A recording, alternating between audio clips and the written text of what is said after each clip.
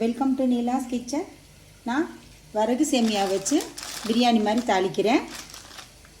இப்போ வெங்காயம், beans, carrot, பச்சை மிளகாய், தக்காளி கட் பண்ணி வச்சுருக்கேன்.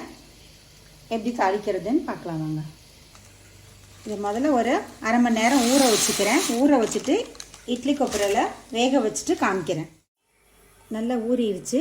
இதை வடிகட்டிட்டு ஆவியில் வேக வச்சுக்கிறேன்.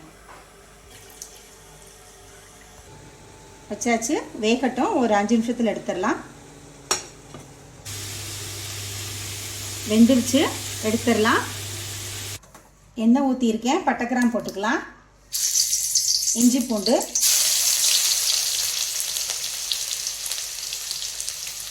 வெங்காயம், பச்சை மிளகாய் வதக்கிக்கலாம்.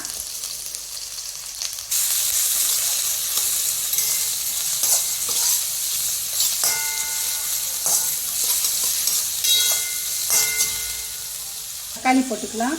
கருவேப்பிலை, கேரட்டு, பீன்ஸு,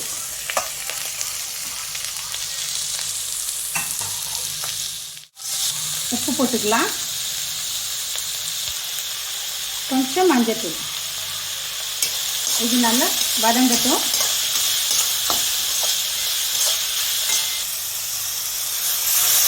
கொஞ்சம் தண்ணி தெளிச்சுக்கிறேன். காய் வெந்துருச்சு. இப்போ சேமியாவை போட்டுக்கலாம்.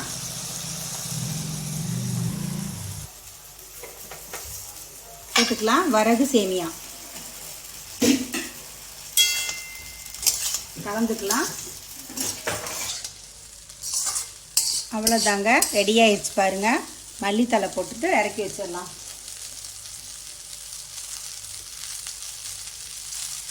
இப்போ நான் அதை எடுத்து வச்சிடலாம்.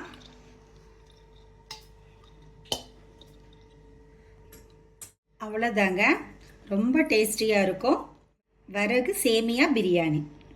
இதே மாதிரி நீங்களும் செஞ்சு சாப்பிடுங்க. தேங்க்ஸ் ஃபார் வாட்சிங்.